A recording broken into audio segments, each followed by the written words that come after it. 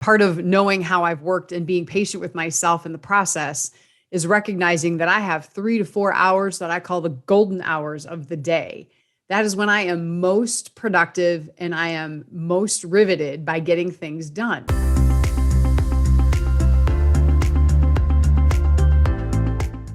Welcome to Expanding Wallet, home for empowerment. We inspire greatness and help you learn skills for creating generational wealth. My name is Andrew Clark, and I'm the CEO and founder of Expanding Wallet. You don't get what you want in life. You get who you are. That's a quote by my mentor, Mr. Les Brown. And why is that relevant for today's interview? It's relevant because today's guest helps people understand who they are. And I met this guest in a networking event. And when I heard her say that she helps people understand how they solve problems, I knew I had to have her on the show. Today, you will hear her story and how she helps teenagers understand their patterns that predict their path. And as you listen, I want you to think about your own patterns and how they might affect your future. It's my honor to introduce you to Gail Swift. How you doing today, Gail? Andrew, it is so great to be here with you today. Thank you so much for having me on your show. Oh, it's an honor. And I want to just jump into this and ask you just to tell us a little bit about yourself and then what led you to start this business that you're doing. Isn't it funny? I think when you're young and you play school or you play shop or whatever you're playing with, whoever you're playing with, it's in you what you're meant to do and be. And sometimes the crust of life or time covers up that innate talent that you have. And so for a long, long time, I've recognized that I was a little bit different and spontaneous, which wasn't celebrated in school or with my not so spontaneous parents. And so I went through life with a bit of a struggle, thinking that my last minute creativity was a bad thing. And in 1991, my mom thought that me getting a Kolbe test would help me focus because I wasn't very focused. And what I learned when I sat across from that woman at the table was that my last minute creative ideas and not needing to finish everything I start, Andrew, that was innate in me. And my eyes got big and I paused and I almost wanted that moment to never end, because for the first time I heard that someone said that I am born this way and it is a good thing. It is good to be this way. And so since then, I've been leaning into it and I thought, this is too rich to be put under a rug. People have got to know about this, especially youth, especially young people. They need to know they were born, they're powerful, they have a way of taking action, and I'm here to bring light to it. Wow, that's powerful. I want to ask you just because I'm not that familiar with the Kolbe test myself. I've heard about it and I read a lot from your bio where you mentioned it, but can you explain that to everyone? Yeah, absolutely, sir. Absolutely. So there are 3 parts of the mind. Have you ever heard of the Wonderlic IQ test, Andrew? Okay, so I've never Wonderlic. I don't think so. Wonderlic is a mental ability test that Kathy Kolbe's father used for NFL players. The Bears and all the NFL teams used it quite a few years ago, and they still use it to some extent. Kathy Kolbe on the bus recognized that there's another way that these people are smart. There's another way they take action besides grades and personality if they're outgoing. And her father basically looked at her and said, okay, prove it. And so in school, she learned about the 3 parts of the mind from Aristotle, Socrates, and Plato. She's like, well, there's this other part called instincts. How come it? And she's like, I think that's what I'm trying to prove. I'm trying to prove that instinctually people are born with a pattern, but instincts are a subconscious force on their own. So they can't be measured until they're ignited. And the Kolbe index ignites your instincts by the questions. And Andrew, what that means is that they're forced choice. So it's most likely and least likely on every question in the 36 question test, which puts you into a state of having to decide what you're going to do when you solve a problem. And after you take that assessment, out comes a 4-digit number. That is called your MO, or your modus operandi, your 4-digit pattern that you're born with. My pattern happens to be 5-4-7-4. So that's 7. It's a 1 through 10. And the only difference between 4 and 7 or 1 and 10 is time spent in that area. So that 7 that was measured in 1991 is my ability to brainstorm, to be last minute, to be quick, to take risks with money too, to want to bet the farm, so to speak. It all goes hand in hand. And so that's what I learned. That's what she discovered. And that's what she built an algorithm for in 1987 that proved it.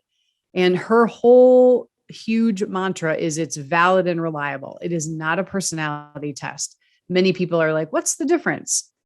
The difference is after 20 years, she decided to test and retest people.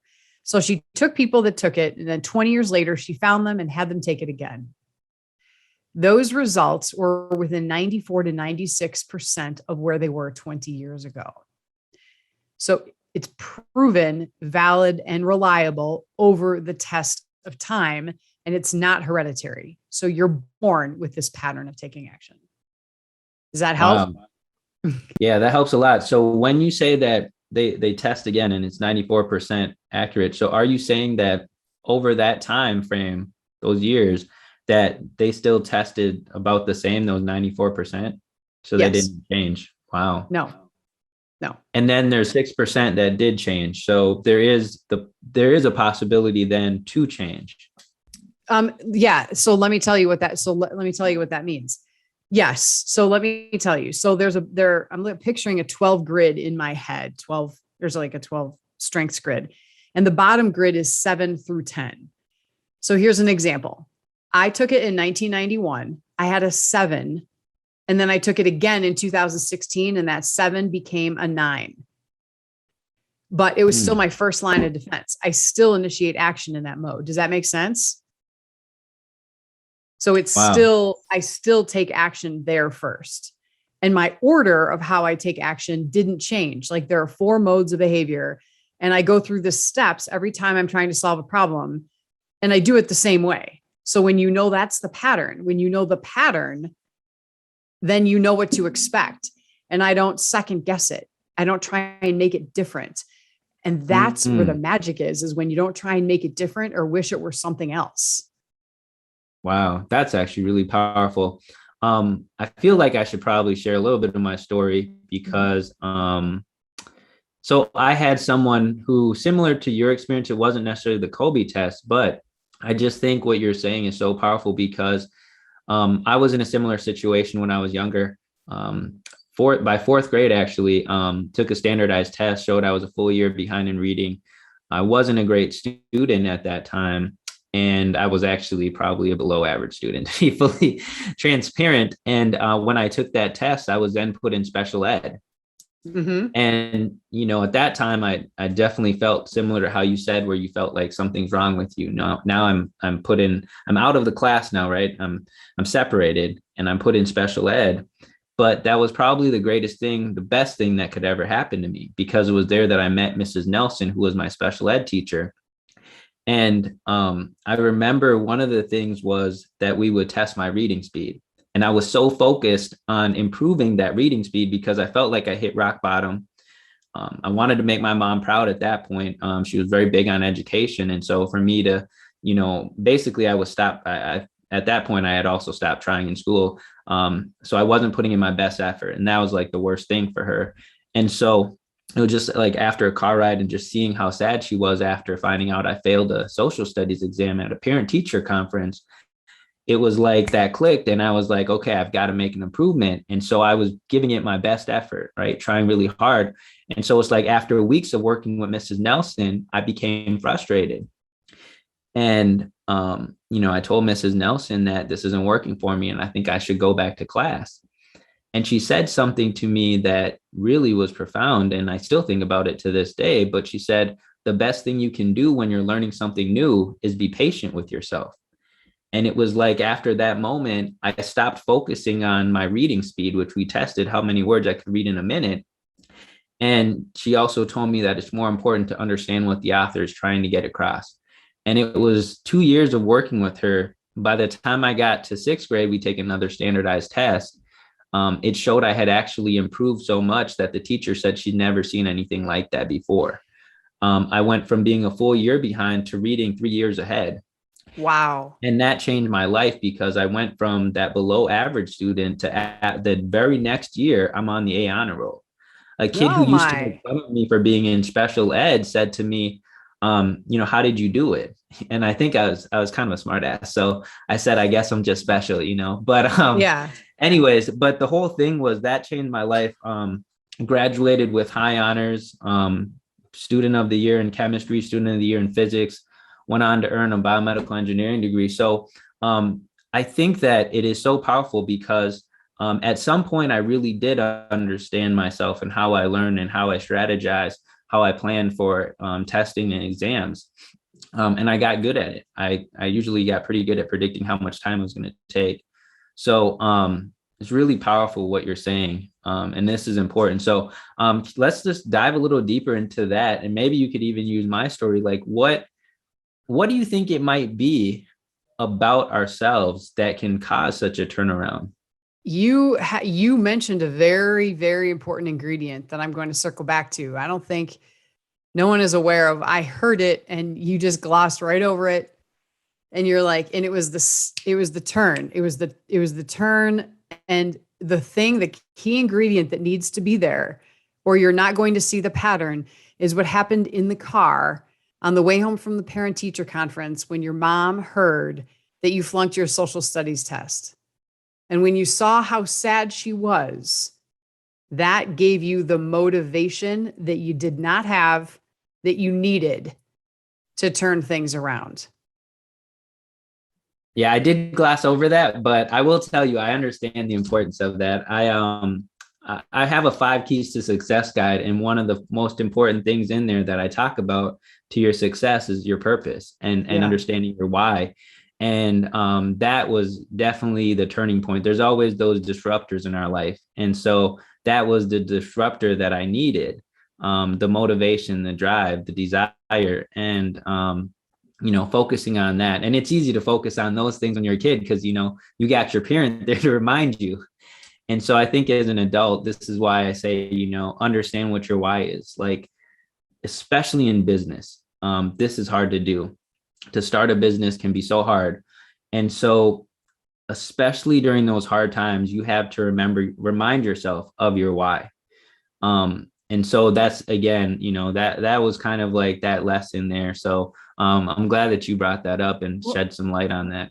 Andrew, the other thing that I want to know from your story is when you took that and that motivation from your mom was what sparked. But when did you own it? Because parents can tell kids what to do and they're going to do it based on what they're saying, but that's not theirs. So when did that flip? When did that become your motivation and not your mom's sadness? I think it became my motivation when I started to see the results. Okay. I think that's really it. And again, and they were not for sure once the standardized tests happened. But I would say before that was probably just those times with Mrs. Nelson, because she mentioned that the reading speed, right, the thing we were testing, that it would come with time, right, as you practice more, it would come with time, but it's not what I should be focusing on. And so over time, that reading speed did increase as well. And so I think for me, it's when you own it when you start to see the results, but you also have to be patient enough. That's a big key. You've got to be patient enough with yourself because, we only have so much energy in a day. And it's like, if I'm burning myself out, being frustrated by my results, right, I'm wasting my energy there. And so, I tell people, if you can just get, it actually sounds small, but it's a lot. If you get 1% better a day, I mean, that's a huge improvement. And so working on yourself every day and yeah, worry less about those day-to-day results. I used to read a lot about bios or stories. And so this is why I like doing the interviews of athletes, of leaders. And so you progress, you see their journey, and it doesn't happen overnight. And it's amazing to see who they become from where they started. Yes. Yeah, exactly. Energy is true. Kathy Kolbe has a good phrase, do nothing when nothing works. Part of knowing how I've worked and being patient with myself in the process is recognizing that I have 3 to 4 hours that I call the golden hours of the day. That is when I am most productive and I am most riveted by getting things done. And over time, this is the patient part, Andrew. I actually was like, I was squeezing the effort out and like, oh, Gail, you have to, like, this needs to. And then I was like, what am I doing? So if that 3 to 4 hour golden chunk is like my A work, the first bite of the piece of pie, but the rest is like C-level work or requires less energy, then I schedule my day accordingly to my best efforts. Does that make sense? Yes, I've read so many books, but I don't remember where I picked that up from. But I try to do the same thing. Like if I'm Yeah. like, okay, this is going to require my most amount of energy, it's usually going to be around the start of my day. If it Mm-hmm. requires more creativity, that to me is going to be okay, more energy. And so yeah, it's such a powerful thing because there's different ways to schedule things, and usually you want to do the most important things first, right? There's a lot of books that talk about that, but what you realize is sometimes the most important thing might be the one that requires the least amount of energy. And so you're using up, your most critical part of your day where you got the highest energy on something that really requires low energy. And so I found that, if I don't do it that way, right now, maybe I'm later on in the day, you're doing something that requires a lot of energy and you're already so tired, right? It's Yes. just, it's like you're forcing yourself and it's not bringing out the best in you. No, as a matter of fact, I flunked certification the first time going through the Kolbe process Mm. because my mind was too fragmented. I had too many things going on. I was not anywhere productive. And Wow. I asked a question at the end of my time, and I had spent hours learning this. And I got a letter about a week later saying, you know what, Gail, you don't get it. You don't get Mm. it yet. You're going to have to take another 6 months and do some more work, do some more research. And I was so pissed. I was like, what? What? And based on my fragmented mind, I asked a question and did not get the concept. And like Mrs. Nelson, that was the best thing that happened to me because I had 6 months of diving in, reading research papers, doing Colby A's on my dime, videoing, interviewing, talking to people. And that made a huge difference in me being this today because of the tenacity. And I wasn't going to let go. I still knew that this was what I was meant to do. Nothing was going to get in my way. Like I had my pity party, I stomped my feet, and then I moved on and got after it. Yeah, that's like so powerful. Let's just talk about that for a minute because Yeah. before expanding wallet, I've helped friends kind of inspire them to do things and go after their dreams. And one of the things that I can tell you that I learned at 15 when I started reading these books about, people's journey, and then I compare it to other people, you realize the majority of people, it's not that they don't have everything that they need to do these great things, it's that they give up too early. And Mm-hmm. when you have that drive and you continue to push forward, you develop things because you grow with your challenges. And so when you said that you went back and you studied, you interviewed, you did the work, right? That was you growing. And so you were growing with through that challenge of, hey, I failed, but I'm not going to yet give up, because a lot of times it could just be, hey, I tried, I failed, I'm going to move on to something else. But you're Right. like, no, this is meant for me. So I'm going to do whatever I have to do to get there. And that's really what success takes. It's not about not failing. It's about what you do when you fail. Good point. That is such a good point. That is a really good point. And honestly, the increments and moving forward. Like I was up a mountain. I'm training for Everest. I'm going to do Everest base camp in November, which is great. It's a lot of feet, very high. And I remember going with my friend. Yeah. What? I'm laughing because I'm in Minnesota and I am just like, I get enough snow here. I can't imagine trying to climb up Everest and what that would be like, and winter storms. No, I'm actually trying to leave at some point and go back to Florida or somewhere with the beach. But I wish you the best of luck on that. That's There's not not on going to my be any bucket list. snow. There's not going to be any snow. I'm going to be there in November. It's not going to, you're so far. I'm not going up to the top. I'm just going to base camp. I'm just going to, Okay. there's no snow though. It's like really, it's rocky and I'm in the perfect terrain. I totally get the Minnesota thing though. Obviously I live Okay. there. I'm very familiar with the snow.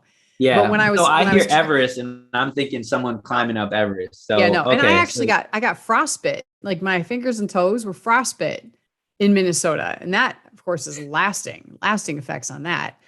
But when I was okay. climbing up the mountain training yesterday, I was telling my friend, I said, it doesn't even matter. Like increments, like bitty increments, as long as you keep moving forward, like, and keep moving forward. And if you're super tired, slow down, but just tiny movements forward. And with my business and with what I'm doing with families and schools, honestly, not judging the speed. And if something doesn't work, I've learned not to beat myself up and recognize the timing just wasn't right for me to learn it. I didn't have the ears to hear or the eyes were open yet. And so when they are, I'm like, oh, that's great. Now's the time. And I move forward. So the forcing of things or the beating myself up is what I've learned not to do based on how I work.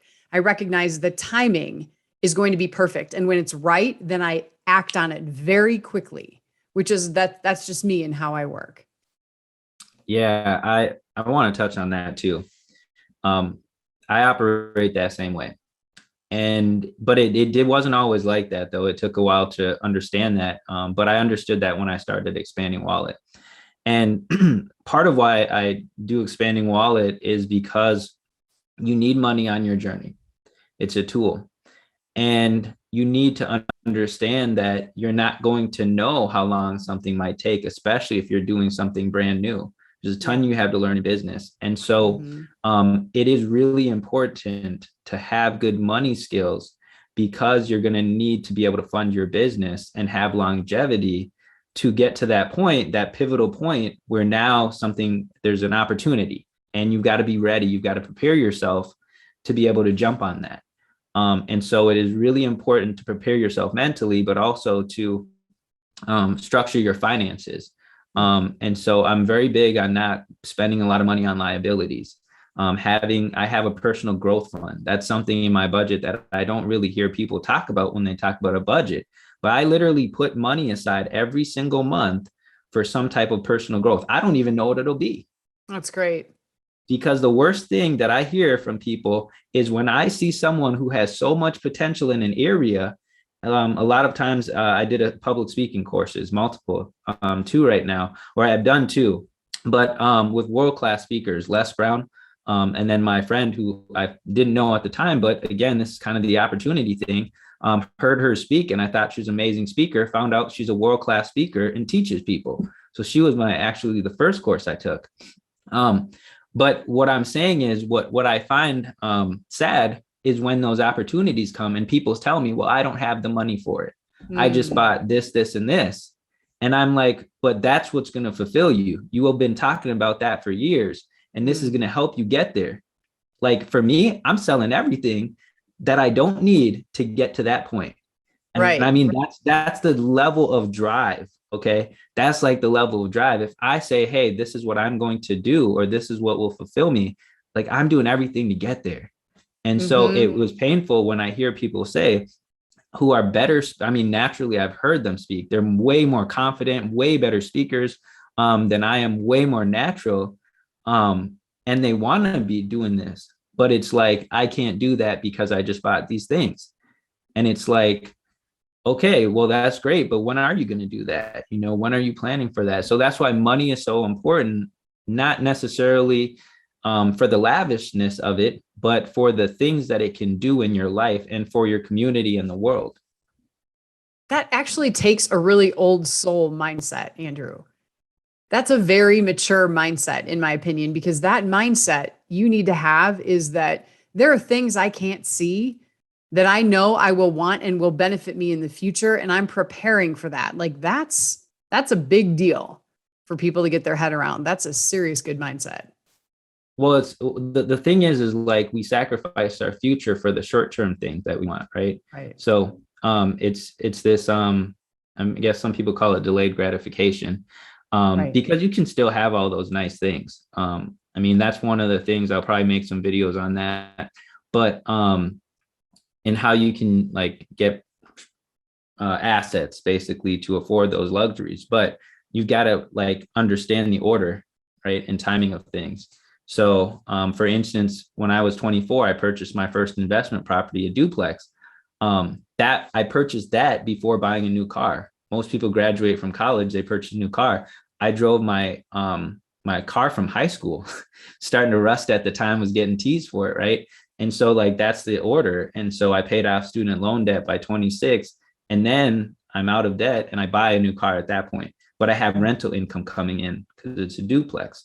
So that's what I mean, like kind of the order and the priorities and kind of this like thinking ahead. And so what are the steps leading up to that? Well, for 9 years, starting at 15, I started educating myself on real estate investing, even had a license at 18, was trained through Robert Kiyosaki's group of real estate gurus on investing and how money works. And so it's like 9 years of work while going to college and things like that as well. So that's what I mean. It's a long game. It's not like it's a marathon, right? It's not like a sprint. It is. It is a long game. That's funny. So yeah, it is a long game. I teach my kids, I mean, 10, 10, 80. I said, you save 10 cents of every dollar you make, every dollar until you'll be set. You'll be set. So one of my sons there's a second line of the Kolbe called follow through, and it's his need for finishing what he starts or systems and organization. He's an 8 in that, and my other son's a 1. What that means financially is he is a natural at trends. And I knew this. So we were watching something someday and something about the stock market came up. And he was very interested in the trends. And so we got online, we got onto some websites and checked out Schwab and Yahoo Finance and whatever. And he loved the trends. And so I had him pay for some of his phone bill. If he's going to have a phone, he had to contribute to the bill. And I said, if you invest this, I'll match it if you invest it. So you owe me the money and I'll give you the money, $120. So he had $240, but you have to invest it. And so we started one of his accounts, and now he's buying and selling stock, and he absolutely loves it. And he's a natural at it because he has a natural need for trends and flow and things like that. So that's in him. And so it's not in my other son. And my other son sees this happening and he cooks. So he's like, hey, can I cook you some can I cook you some food if I give you some money and you'll buy some stock, right? So we're trading cognitive strengths, Andrew, and it works out. So then they're helping each other with their strengths. And I think that's fantastic. Oh, that's a beautiful story. There's like so much to that. Understanding who you are, understanding what it takes to be successful in a certain area like stocks. And then also, I like that you kind of help them with the money thing and kind of like the discipline to start saving. That was one piece that for me and a lot of money revolves around how you were raised. For me, the way I was raised was work hard for money, save your money. And that was it. That was the gap, was the investment part. And so that was where I started learning. But man, that was so powerful though, that you have them really kind of like, okay, you find out, okay, you have this mindset, right? You work this way. Then actually helping them to grow by getting them in to like the stock markets. And I think that was one thing that was also helpful for me too, was my mom was very much supportive of whatever I kind of wanted to do. And when I look at the world right now, and another reason why I started expanding Wallet was because there's more opportunities now to make money than ever before with the technology that's available. And the barrier to entry is so much lower than ever before. Because I had actually started stock investing. I was actually stock trading. I don't want to say investing, but I was trying to make quick money when I was 18. And so even just to get in, I think you needed a minimum of $1,000 in your account. Now, I mean, you can start with like $1. I mean, you can Yeah. start with almost anything. So the barrier to entry is very low.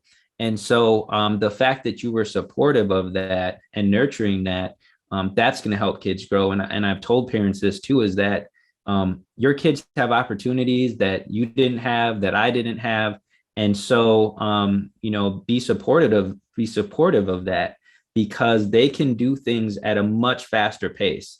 Me buying a property at 24, I realized as I'm older now and educated, I could have done that at 18, but I just didn't have enough knowledge, and my mom didn't have enough knowledge to know how we could like legally do that. Mm-hmm. Because I actually, believe it or not, I said I was good at saving money. I say I had more money in my bank accounts at 18 than I did when I bought that property at 24. I Wow. had, yeah, so I got into stock trading, and I had lost a ton of money because all of that happened in 2007, 2008 timeframe. So between Oh. 2007 to 2010. So yeah, and that's how I ended up becoming a long-term investor, was because I realized, holy cow, all those stocks I was buying and trying to flip, if I had just held them, I would have literally tripled my money by the time by the time I graduated. So lesson learned. Lesson learned. And then trusting your guts is what I'm kind of all about. Like that's what I teach people to Yes. do. I teach them to trust their MO and lean into it, especially the older they get, the harder it is to trust because they're further away from it from when they were little. So it's harder. But with my older son, who's naturally good at trends, trusting his gut, I totally lost my train of thought. Oh my gosh. Anyway. Oh, It's I know what okay. I was going to Take say a with moment. stocks. He took the advice of some other people. So he took the advice of some other people that they said was a sure thing. They're like, it's a sure thing. And this was a big deal. So he followed this advice because he believed in these people and it did not pay out. As a matter of fact, it went the other way. Noah was so upset. He was so mad.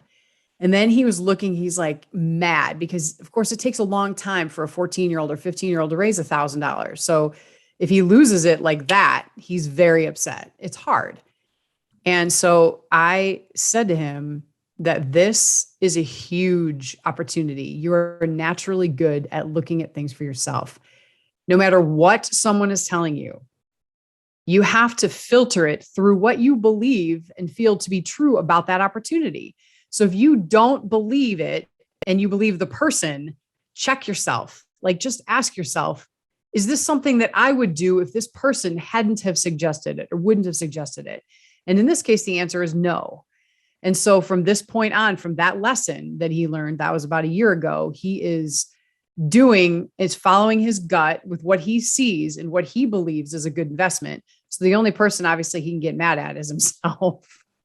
Yeah, that took me a while to learn. I was using software back then. I was listening to my mom would watch something, I would hop in, I would buy it, thinking I could flip it. And some of those actually, when I didn't know anything about it, was some of the worst investments. And one of the investments that I did that I had planned on being a long-term trade, a company where, and I'm actually pretty good with trends as well.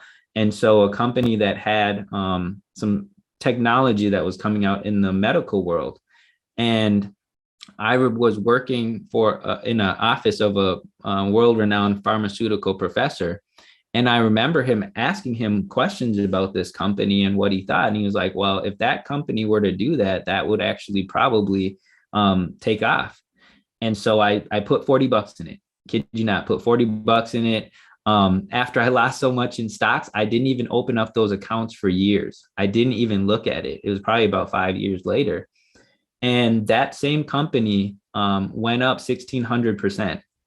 Oh, So wow. yeah, you multiply the 40 by 16. It's not a crazy amount of money, but that really was when I opened that account. That's what opened my eyes to, I need to actually start understanding these companies, going with my instincts, like you're saying, and Yeah. being aligned with my value and what do I want. And so that is actually so powerful. That's why if I ever say anything on stocks, or if you ever watch people say, who are actual investors, they'll tell you, do your own research, make your own decision. And you should always be doing that. You shouldn't be based off of what someone says. And when it comes to stocks or investing, I just want to make this point because it goes along with what you're saying on the instincts.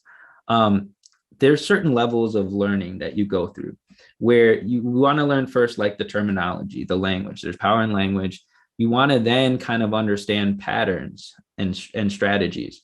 And then when you kind of get to that and you've done it for it long enough, it's like you can almost not, I don't want to say predict the future, but as soon as you hear a piece of news, you understand the market psychology of it and what's going to happen. And even though I'm a long-term investor, I'll give you an example. This week, some news came out that Amazon is going to be doing payments, allow for payments, and they're working with this company. I can't even remember the name of them now. They start with an A. And I happened to be on the phone, so I missed when this alert happened on my phone, this news notification I got. I see it after, and I'm like, oh my gosh, if I had seen this, like I would have bought that right away. And here's why. It's a small company working with a giant company like Amazon, okay? This company no one's really heard of, or at least I hadn't heard of. What do you think is going to happen? People are going to jump in and what? Buy that company. An hour later, that company's stock was up 40%. So You're right. yeah, so I mean that's what I'm talking about, that psychology and understanding, and that's your instincts, because you develop that instinct after you've done it for a while. And sometimes you might not even be able to explain it like I can explain it now, but you know your instinct is probably right because your mind has seen those patterns enough times. Have you ever thought of a time where you acted on instinct and regretted it? That is a great question. I'm going to have to think on that and get back to you. I can't offhand. I think I can think of times when I went against my instinct And regretted it. That's my point. Exactly. That's my point. When you overthink it or when you second guess it, that's a slippery slope. So generally speaking, I have not regretted when I have acted on my instincts and in my gut and the way that I naturally work. I've not regretted it one bit. That's pretty good. Yeah. And I mean, and that's the part that I think that's the scary part sometimes, is because you have your instinct and then you have logic. And it's like, if I can't logically explain this, and this might be the overthinking part, if I can't logically explain this, I might go the logical route because I can explain that. You know what I mean? Yeah. Cognitive editing is there to protect you. Cognitive editing is there to make sure this is a viable option. Is this actually, can this happen? Right? Can this happen? And so you naturally go to your cognition after you're going to take action to see if it's not viable, then you won't do it and you'll move on to something else. But if you're like, yep, it's viable, it's risky, but it's viable, and you don't pay attention to that, it's like a fine line, and you keep second guessing and mulling and mulling and mulling. You're outside of your lane. You're outside of your joy zone, and it's not working anymore. Honestly, it's not working. I don't know why I'm talking about this right now, but it's just something off the top of my head. I'm going with it. Andrew. This is kind of related, I guess, but not necessarily directly. It's not necessarily instinct, but actually, it probably is instinct in some way, but kind of like moving in some faith or belief, even though logically yet you haven't figured it all out. And I think that, and this is important because I think that even progression as humans and technology, there are people who they move in that way, right? If you look at like, okay, building a rocket ship or something that goes to the moon, you look at a company like Tesla and what Elon Musk did with that. And I watched interviews with him and how close they came to failure. And you realize that it's like they're moving forward because there's some faith there. So there's some, instinct that, this will work. We just need to be able to find a way to get it to work. And so that is like super important. So I don't know what the tie is between, this belief in possibility and this belief that something will work and instinct. But I do think there's some connection there. Absolutely. And honestly, that's the motivation. The power or faith to believe it's going to work is the motivation. Kolbe or instinct is the how you're going to do it once you've decided to do it. It's the how you're going to do it. The Hmm. motivation needs to be there, but Kolbe gives you that pattern of taking action is the how you will get it done and do it to fruition. Okay, that's awesome. I'm glad that you bridged that gap there. And then I want to ask you like two more questions and then we'll kind of wrap up here. Sure. But Yeah. how, okay, how is it like, let's just say this. We've talked about kind of the patterns. And I know there was that few percentage of people where it seems like their patterns might have changed. How does someone go about changing that pattern? Because what if, and maybe let me ask this question first. If I have a certain pattern of behavior, am I limited in what I can possibly do? And if I am limited, can I change my pattern? No, no, you cannot change your pattern. It's no, absolutely. You're born with it. So, for example, I'll give you an example. I don't have a need to finish everything I start. Rigid structures and routines send me into orbit. I've been in positions where rigid structured routines have been descending on me like a cloud from hell. And I am under a tremendous amount of stress and pressure when someone tells me exactly how to do something. And my job isn't like a life and death. I'm not here. It's not like construction. Does that make so it's not Mhm. lives aren't at stake or I would follow procedure. But generally speaking, if I'm in a situation for a very long time where I have to follow things a certain way every single day, I am going to be under a tremendous amount of stress, maybe suffer a stroke, a heart attack, have physical problems. So it is not in my best interest to be in those situations at all. I need Mm, freedom to do things I need freedom, I need options, I need choices to be able to do things the way that I do them. Does that make sense? yeah, that I think I'm the same way actually. Okay.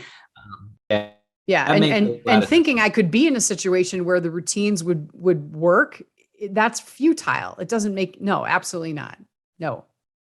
Kind of to the other question is, so if someone then they can't switch how they do things, um, is it possible for them to do anything they want, or are they going to be limited?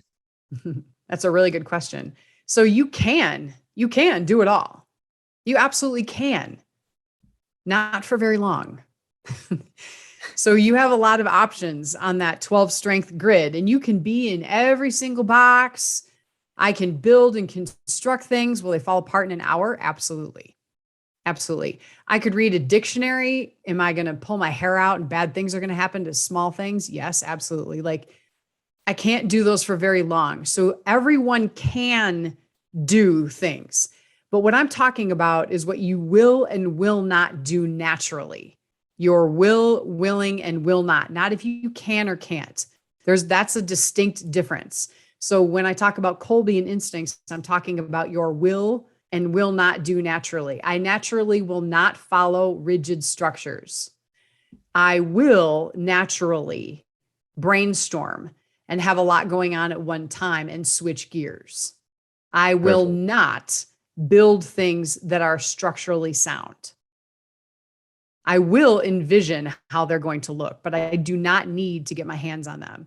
So when I give an assessment or an interpretation with someone, Andrew, I'll say when you perform your knack, your forte, when you're at your best, your glide pattern, those are the words that I use. You're most productive, not what you like, what you want, what you care about, because that's a personality profile. That's the biggest difference between the two. Yeah, thank you for that distinction. And I think that how I see it is I might have this target, but I might have a completely different way of getting there than like these 10 other people. And so that is really important to like know yourself, because then you're going to be able to structure your life and your actions around how you do things. Yes. Um, and so, Going yeah, with the that, grain instead of against it. yes, yes. And so that is really powerful. So what you do, I think, is amazing. And wanted to leave this last one up to you, but is there any special message that you want to give to the people watching? Kathy Kolbe has a quote that I love, and the quote is success is the freedom to be yourself. Love that. That Mhm. is really good. And then how can people reach you? People can reach me through email, gail@planstoprospercoaching.com, or my phone number, Madison, Wisconsin area code. So 608-833-5482. 608-833-5482 is my phone number. Okay. I'll make sure to put that in the video description. And I did mention that 5 Keys to Success guide. You can get that for free on my website, expandingwallet.com/success. I'll also put that in the description below. And I just want to thank you, Gail, for taking the time to share with the Expanding Wallet community. I felt like I learned a lot, so hopefully others do too. It was great to be on the show. I loved being here. Thank you, Andrew. Yeah, appreciate it. And everyone, remember to learn all that you can, believe in yourself, and take actions that allow you to grow.